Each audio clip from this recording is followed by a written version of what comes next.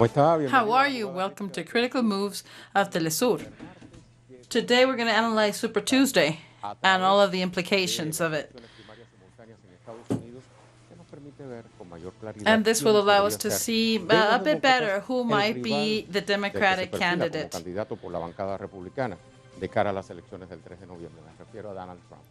The question today is, will Joe Biden keep on having his good streak, or will it be Bernie Sanders who reaches the end of the line first?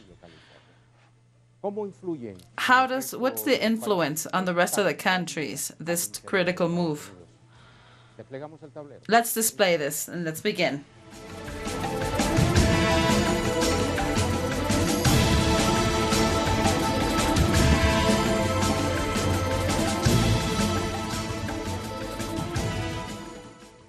Let's listen to statements of the candidates for the Democratic primaries.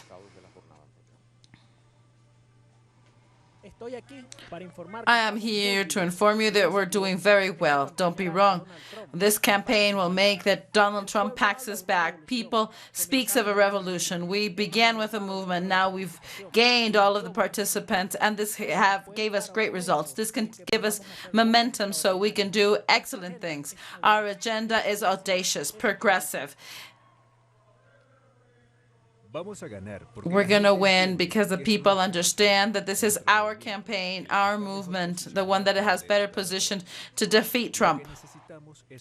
What we need is a new policy that attracts the working class, our political movement that attracts the young people, and that in November guarantees that we will beat Trump. If there's a candidate that's spending hundreds and hundreds of millions, we should say the United States cannot buy elections. I am so happy to see how we're doing. We have gone through a long race. While my fellow candidates spent a year focusing on the first four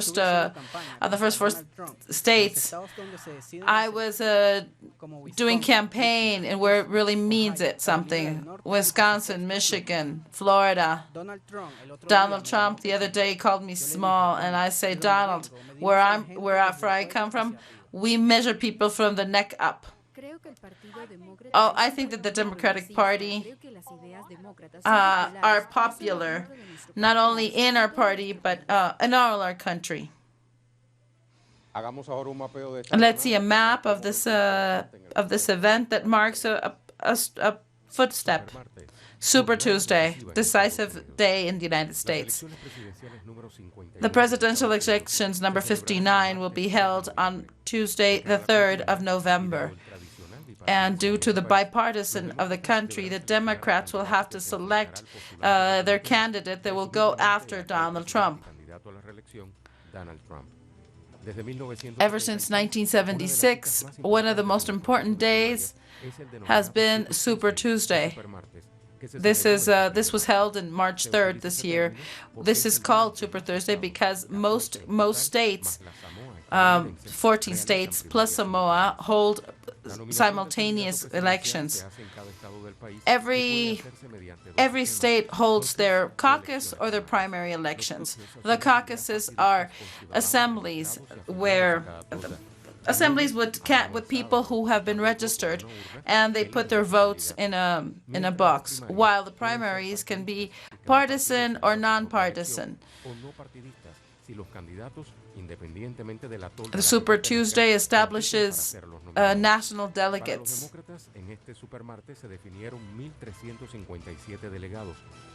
This is almost 34% of the total that will later nominate the president in the convention. Now there are only 2,467 delegates still to go. Republicans still voted because there's one more person that is running for the Republican seat. However, the majority has already supported the re-election of Donald Trump, so everything was centered in the Democratic election. The number of delegates depends on the number of people in each state. Alabama 52, California 415, Maine 24, Minnesota 75, Oklahoma 37, Texas 227, Vermont 16, Samoa, U.S. Samoa 6. Oklahoma 37, Tennessee 64, Texas 228, Utah 29, Vermont, Arkansas 31, Colorado 67, Massachusetts 91, Carolina, North Carolina 110, Tennessee 64, Utah 29. This is what it said, although we know it in Spanish as caucus with a Q and not with an O. Let's see who is now supporting the Democratic Party. As the main rival after Super Tuesday, we see that it might be Joe Biden, who has recovered the condition of favorite after Texas. And South Carolina came in. Biden, he's a 77-year-old senator, and he was a senator for 30 years as a senator after he became the VP of Barack Obama. He offers to recover the middle class, to invest in infrastructure, and that public schooling be free for high school, for university. However, for Bernie Sanders, the results weren't everything he expected. He has been a senator for Vermont, and all of the votes of California, which is good. Sanders calls himself a democratic socialist, and he is determined to do it again after he was so close in 2016. He runs mainly on raising taxes on Michael Bloomberg. He was born in Massachusetts 78 years ago, and he began his career as a Wall Street runner. He's the 9th most richest person in 2013 with $54 billion, according to Forbes.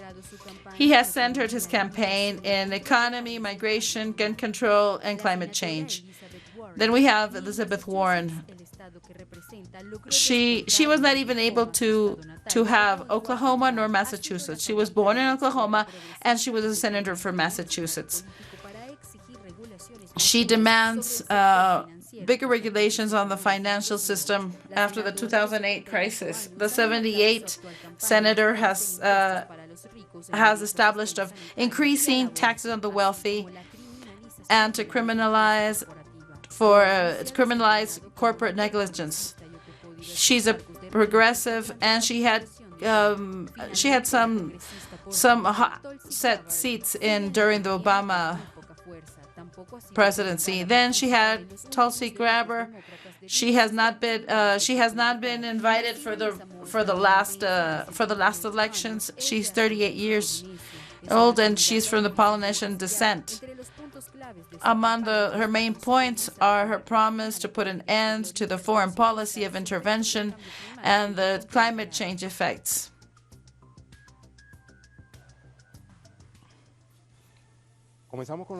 Let's begin seeing websites. Let's start with the Washington Post that brings one of the main titles, the results.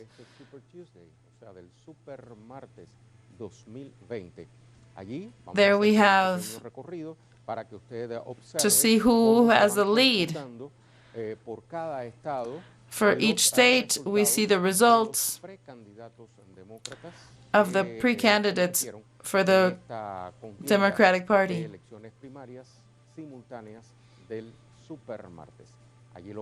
There we have them.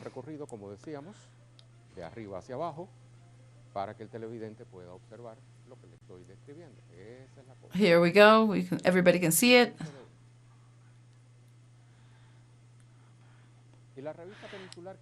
And the Peninsular magazine says Super Tuesday with no numbers. Sanders is supported by the Latino community. 4 out of 10 Latin American voters said that health care is the main topic on their minds. Then it's the inequity in income.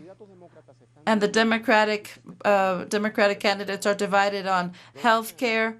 Bernie Sanders and Elizabeth Sanders supports a universal health care, while Joe Biden, Bloomberg, and Tulsi Gabbard say that there will be something complementary, but will not replace the private insurance.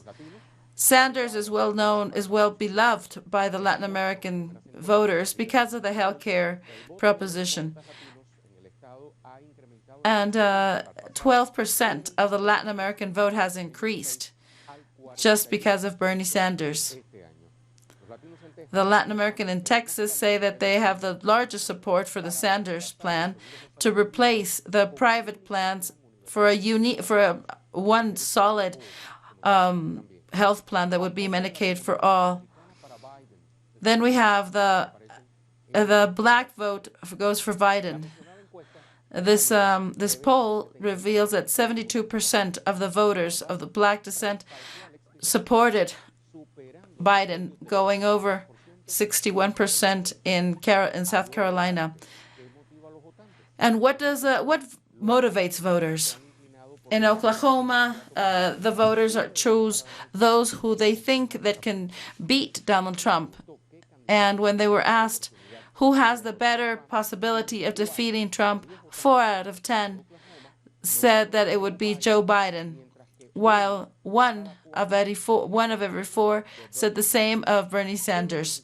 Only 16% said that Mike Bloomberg has the best possibility to win Trump, and less have a trust in Elizabeth Warren.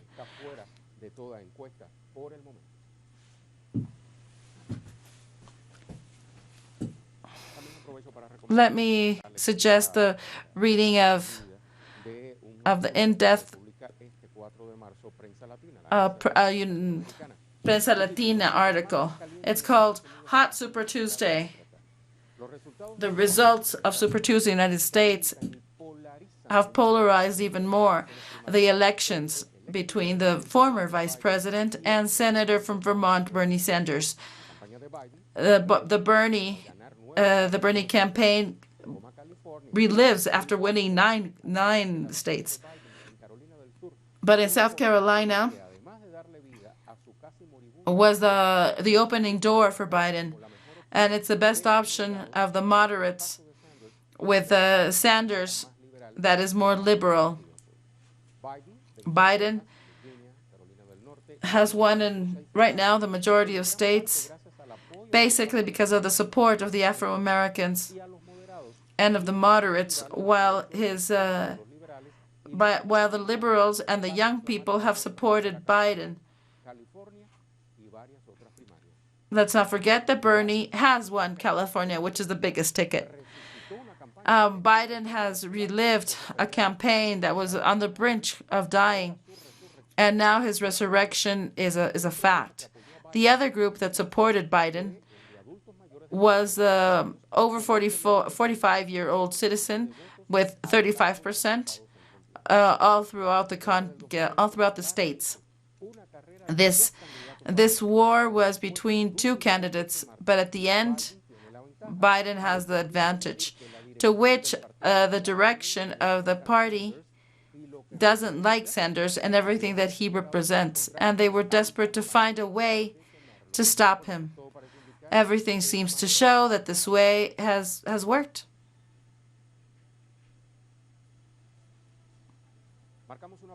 Let's go to our first pause in Critical Moves.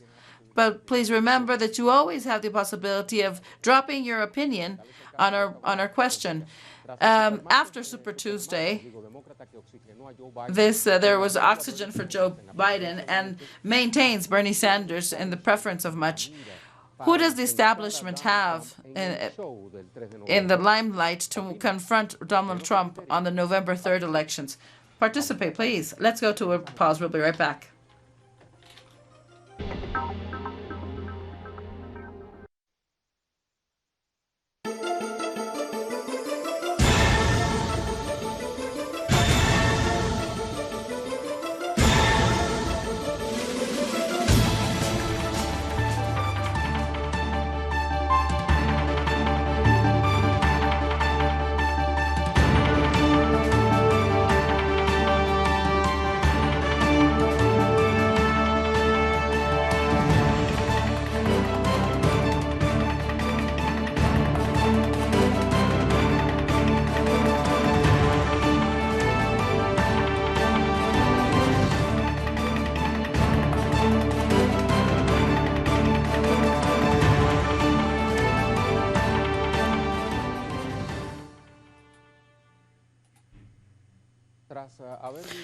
After having lived Super Tuesday, we ask ourselves, is there a resurgency of democratic socialism now, with which Bernie Sanders is leading, considers democracy and socialism as an inseparable unity?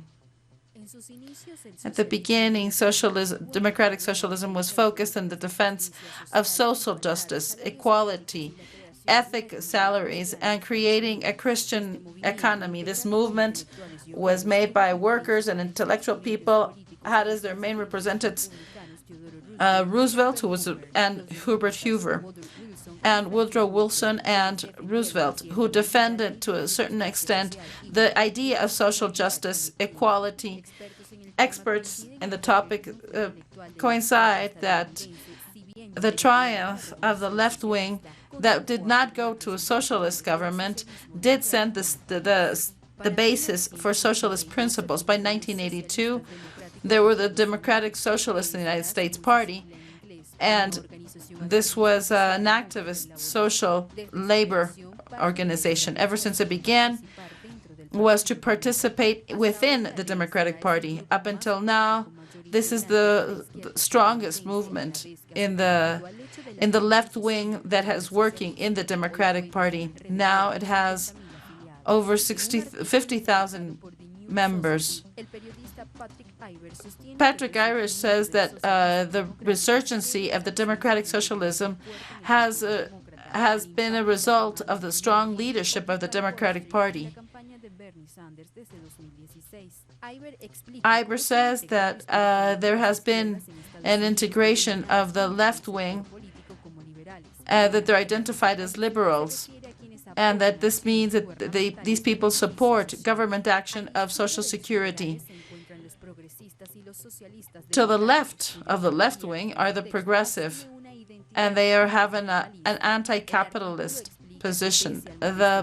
The article says that regardless of the advance of the somewhat demure advance of the socialism, it is a correct path. This is one of the analysts we're going to see. Let me invite Mr. Carvajal, Professor Carvajal, from the University of Iberoamericana. He's a specialist in news media, as well as Mr. Cajiao, who's a scholar at the University of Mexico. I want to greet you both, and what we want to analyze is what we just finished with Super Tuesday, that is now history. So, Dr. Iván Iturbe, how have you seen it? What is your first impression of what has happened yesterday? Well, it's very clear that the Democratic Party doesn't agree with the candidacy of Bernie Sanders. The same thing happened 4 years ago when they supported Hillary Clinton. And this opposition has led that this last weekend, 3 of the candidates had stepped down and are now supporting former Vice President Biden. And this gave the first results after now that Joe Biden has been able to get 380 delegates after the last recount.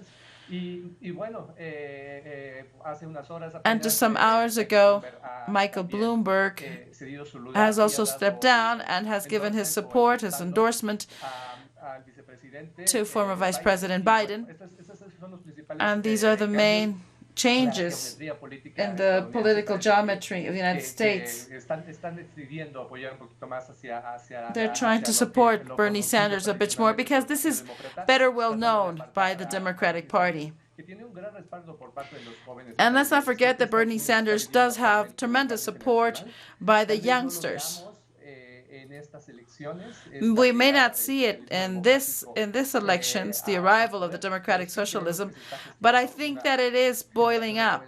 There is a group of a new generation that is supporting this tendency, and this generation is this is a question for second guest. Could it confront the establishment that traditionally has proposed? Who would be the most convenient option for the United States for president? Bueno, ha tomado sin duda un gran impulso este movimiento. Algunos lo consideran como un movimiento popular. Well, this is some believe that this is a popular movement A partir del impulso de sectores, after the support of sectors of young people. Pero tomando en cuenta But bearing in mind a segment of the population that is critical of the political group, be this Democrats or Republicans, that have set aside the priorities that at some point had the social movement. So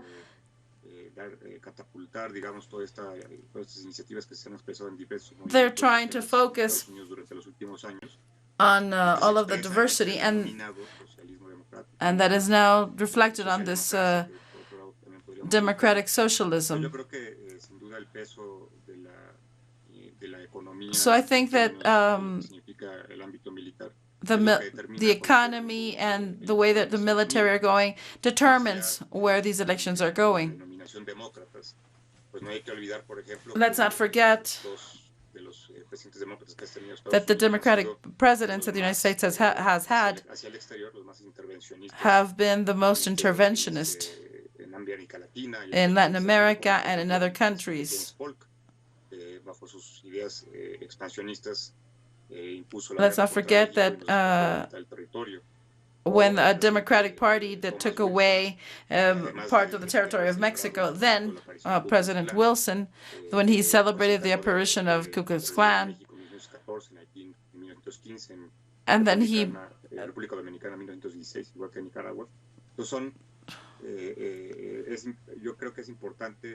so I think it's important to be cautious in the analysis, to try to analyze potential candidates that are progressive in terms of foreign policy and internally.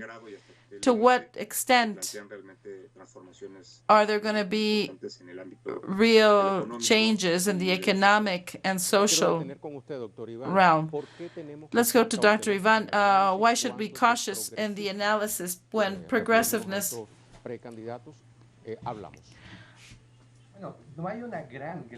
Well, there is not a big difference between the foreign policy of the candidates.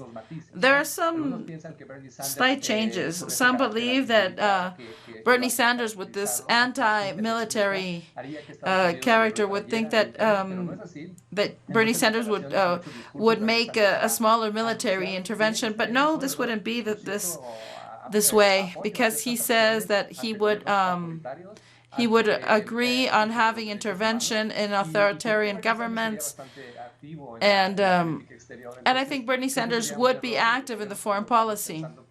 So I think many people are wrong to think that there are going to be huge differences. Of course, there are some, but not particularly large.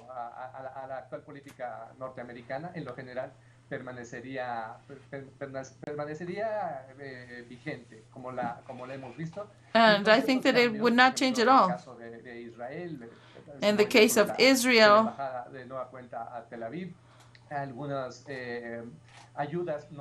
some non-military help to oppositions that the U.S. government does not believe that they're democratic. So if there's not going to be a big distance, why is Bernie Sanders uncomfortable for the establishment? Well, in this case, it goes against the growth of certain capitals that have been benefited in the United States. The movement of Bernie Sanders has been supported by this unrest in the United States, and Bernie Sanders has been able to represent this. And there are many social classes, basically the working class, express themselves against the big interests that have abused of the U.S. people, and that is on what Bernie Sanders is running.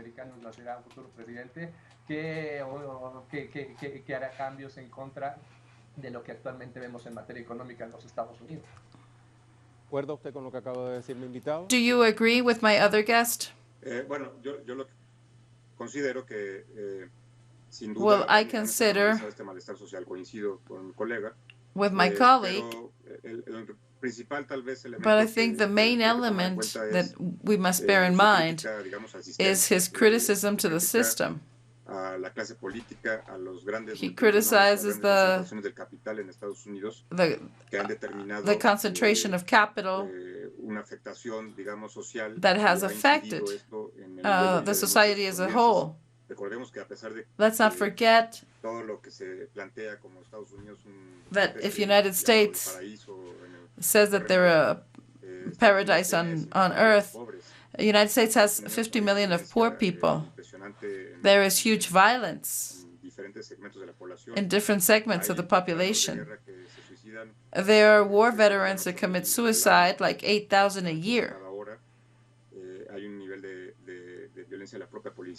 There is violence in the police because they're after people, and there is social discomposition.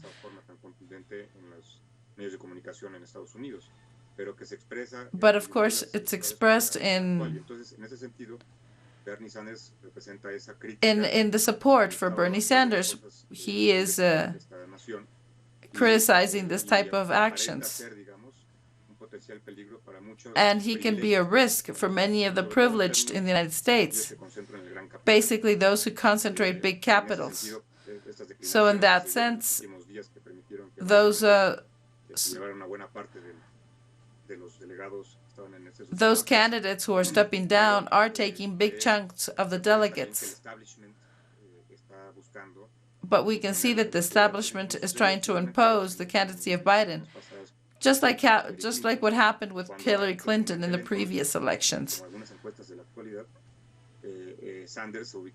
When Sanders had a potential win. So now what we're seeing is how the Democratic Party is trying to hold together the Democratic Party and the establishment to put Joe Biden on the forefront.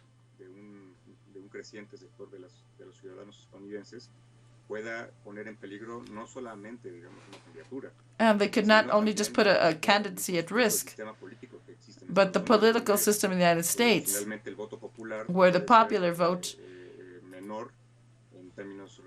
could be less in real terms.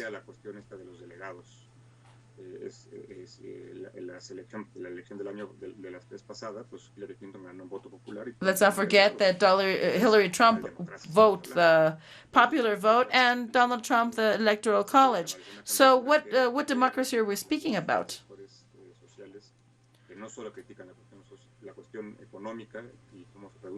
So the biggest criticism would not be the economical policy, but the democracy system in itself. Dr. Ivan, let's try to decipher the results of this survey that has been launched. It reveals that 72% of the Afro-American electors in Alabama voted for Joe Biden.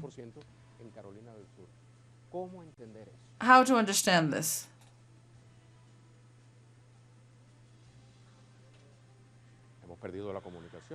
We've lost communication.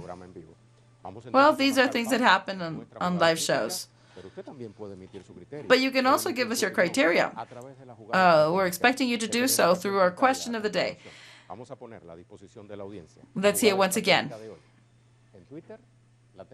Do we have it? Yes. There it is.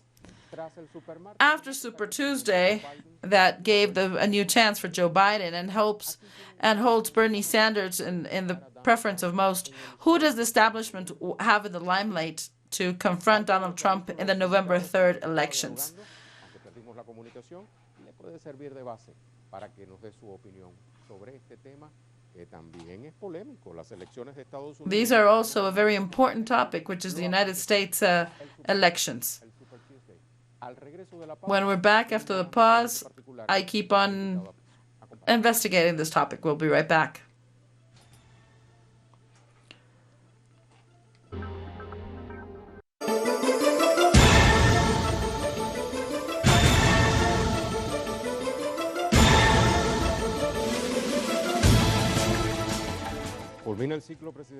Well, is the Donald Trump era over, or will he be reelected? Trump, of course, will go for the reelection. Let's go over what is the foreign policy of his presidency. Hostility, aggression, sanctions, unilateral sanctions have been the characteristic of the current U.S. presidency ever since Donald Trump reached the office.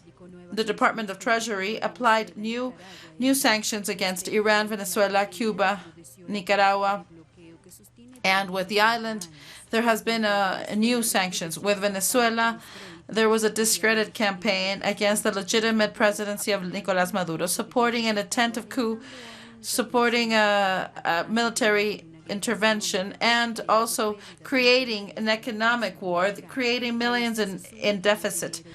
To this, ever since 2019, the Trump presidency recognizes Juan Guaidó as the legitimate president. With Nicaragua, they are declared as a risk for the United States. The current U.S. government supports the coup against Evo, and beyond the continent, the unilateral decision of retrieving from the nuclear agreement.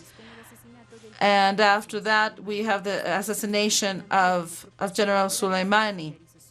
They have tried to demilitarize the North Korea island, and they've applied economic sanctions. After several negotiations, none of the parts have been able to give in. The commercial war with China have marked the confrontation between the two largest economies in the world.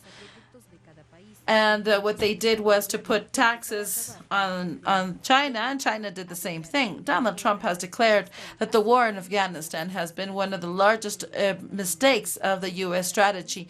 His declarations in the context of the elections come along with the announcement of withdrawing troops. However, 5 days later, the peace between the Afghan government and the militia have carried out a bombardment.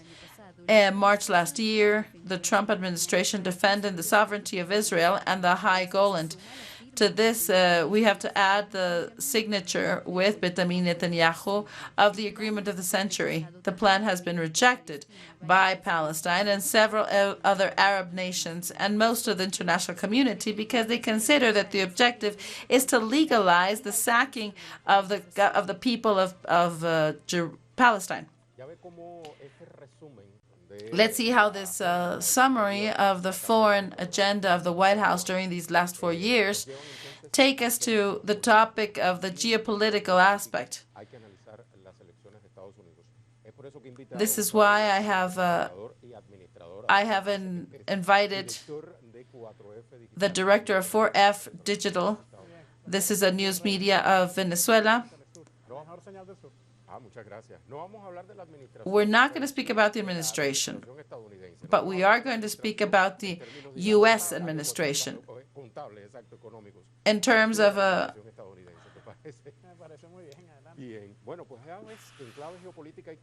So let's see, we have to analyze Super Tuesday as part of the process of the elections that ends in November 3rd.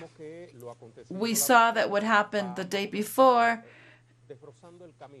sort of opens the way of who can be the candidate for the Democratic Party that will go toe-to-toe with Donald Trump. My previous guests has spoken of the profile of the two major candidates, which would be Joe Biden, who gained momentum, and Bernie Sanders, who follows him with like a tie in the first place.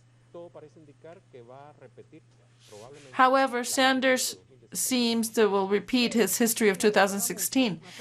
Well, yes, I think this is not the first time that happened something similar in the United States. Let's not forget 1940. And there was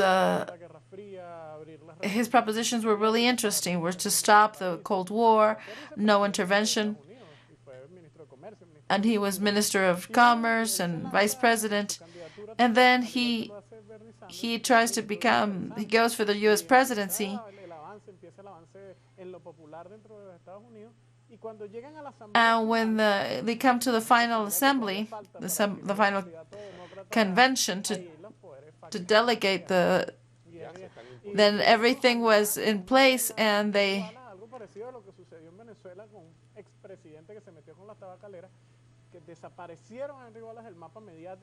and what happened was that they didn't let him win. And with Bernie Sanders, they've not been able to do so. Of course, the time is totally different, and now everybody has access to internet.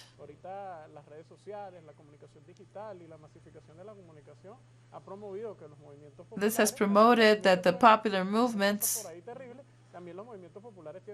now have the possibility to express themselves, communicate them among themselves, and experiences such as Sanders in the United States, or maybe, let's see, in geopolitical terms. But look what happens with Spain in Podemos. This is now the second largest power in Spain.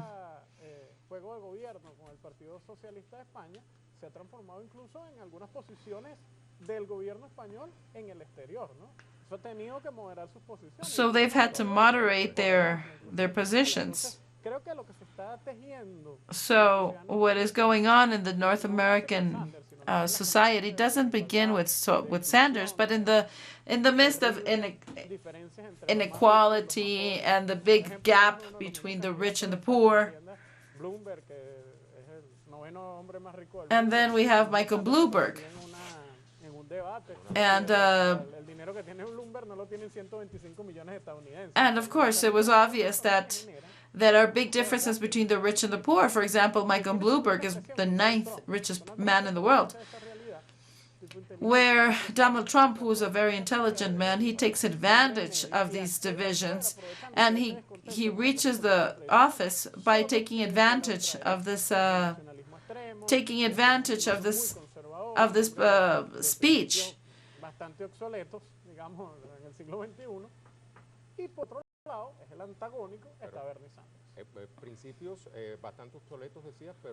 Well, let's not forget that Trump goes on really conservative principles, and they are just a phenomenon. And when the left groups aren't strong enough to go to trying to attain the White House, these other conservative parties become stronger.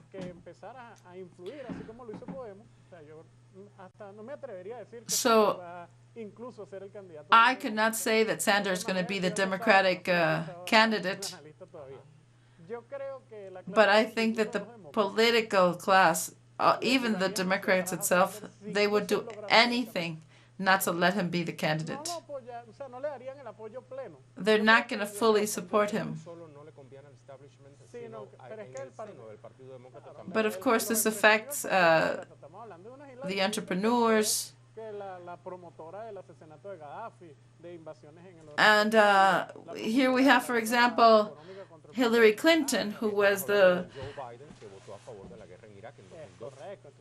foreign affairs head. So I think that the Democratic Party their big leaders would not allow Bernie Sanders to be the president because it would be too much of a risk. He's a man that antagonizes the positions of Trump from a more progressive standpoint.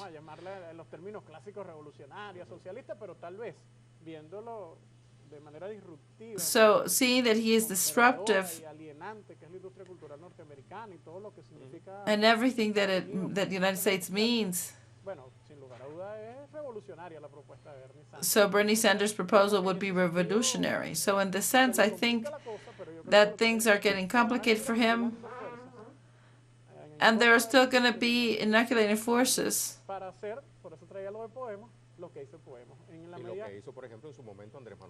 And this is what Andrés López Obrador did too at some point. So without a doubt, it's very interesting what's going on in the United States. And this movement that is very interesting, that has been able to say that 37% of the Americans call themselves conservative, 35% moderates, and 24% liberals. So in a society such as this, it's hard to say that you are a democratic socialist. However, look how much Bernie has gained.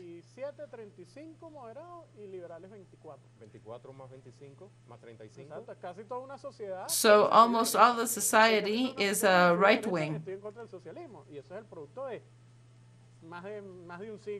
And that's this is the result of anti-communist propaganda for years and years in the United States. However, it's incredible how Bernie Sanders ran on a very open democratic socialist campaign.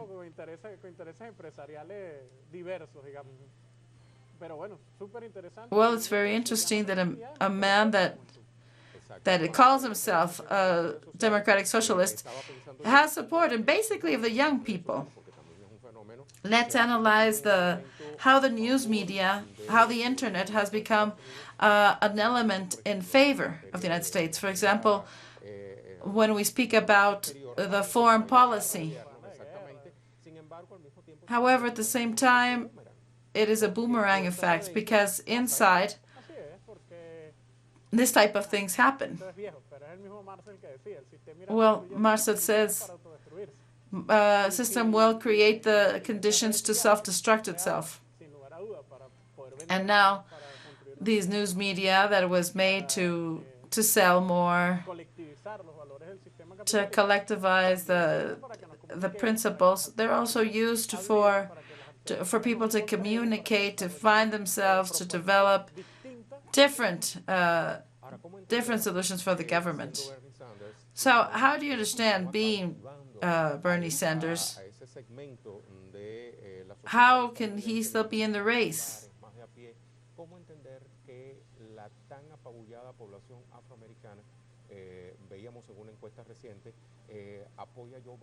And how do we see that Joe Biden is supported by the black people in the United States? Well, as I said, it doesn't exclude the Afro-American.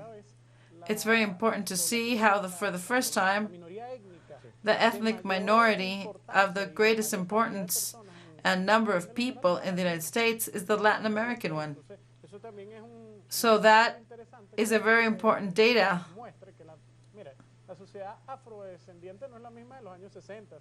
So, of course, the Afro-American population is not the same of the 60s with the Black Panthers. There has been a whole process of alienation. So, yes, we can say that Hollywood has also done its part, where you see that the black people are portrayed as the marginal people. And the capital just goes changing little by little. It forces its way through a small hole. How much do you think that that Joe Biden,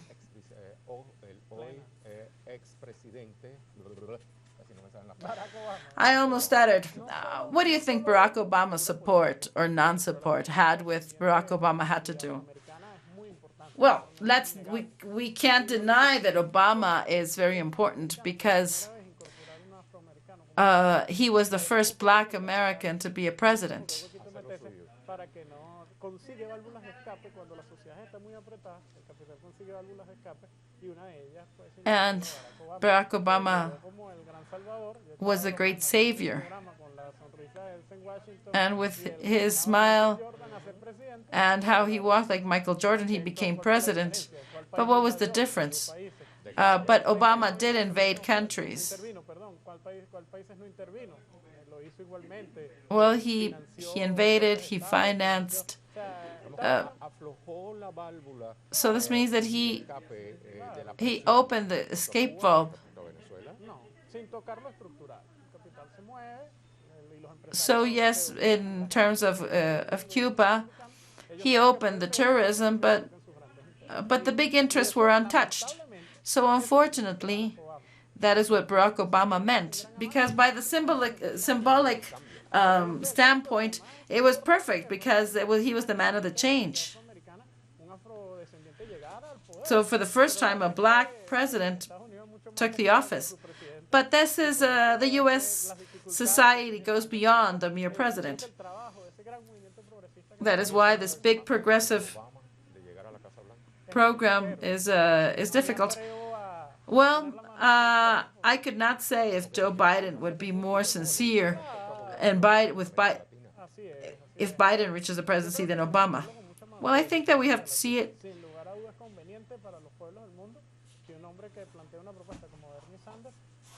We think that it would be, for Latin America, it would be much better that Bernie Sanders be the candidate. But I think that it's going to be very complex that he reaches. I think that Trump himself is trying to make Sanders the candidate because he could build on, certainly is bad because of the socialism. We were analyzing the body movements of Joe Biden. And then based on this, I would like to ask you, why does Donald Trump seem so trustful?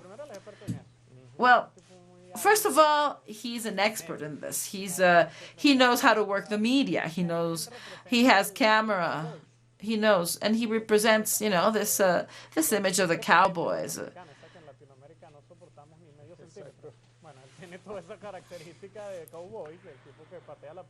He's the type of guy who's gonna kick the door open. But also he has this performance, and he's a built-up character. And this, he has been able to overcome an impeachment. He has been able to unite a Republican Party that is following him. So the U.S. economy is stable. But in any way, he's at the highest point of popularity, almost 50%, which is very good to close a mandate. His personality, plus those who he have against him, it makes him seem like he's confident. So up until now, you can see that he's confident, but you never know if it's true or not. What do you think would happen if Donald Trump loses? Well, I think that he's already used to being president. He knows the ropes.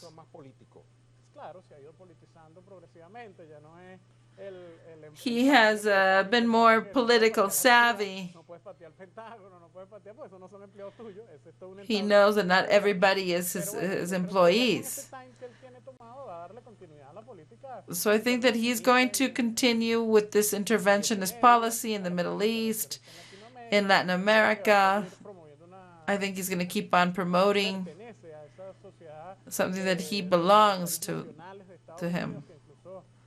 en cierta forma golpearon un poco la that even hit the relationship with China. fuertemente la relación con China, que hablaban de una apertura con las empresas chinas, incluso esa migración que tuvo el capital And even this migration that the capital had to hacia sus empresas, él golpeó un poco eso, to Asia. So he's going to keep on representing those company sectors, but of course now he's better at it. He's got better political skills. una política So there will be a continuity in a violent policy, conservative policy, racist, and interventionist in other countries. de la humanidad. No tengo la menor duda en Of course, Donald Trump represents the worst part of humanity. repetir del país más poderoso y con las armas. And this is too bad to speak about the most powerful country in the world. placer conversar contigo. As always, Gustavo, it's a pleasure talking to you.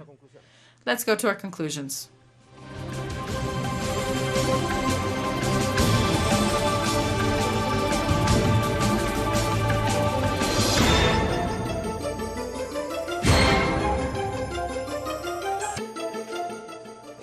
Se va entonces decantando quién podría Well, the candidate of the Democratic Party is apparently Joe Biden. The positive about this is that the Democrats keep their promise of everything against Trump. And the risk is that if sembrado por Trump para quitarse if Biden becomes the candidate, then Donald Trump has the Ukraine gate ready, aimed at him. The interesting thing is that the so-called Sanders hope is closer to the everyday people, and that is not so close to the military intervention. Is still trying to get it, still trying to get there. Let's be patient. This is all for today. Thank you very much.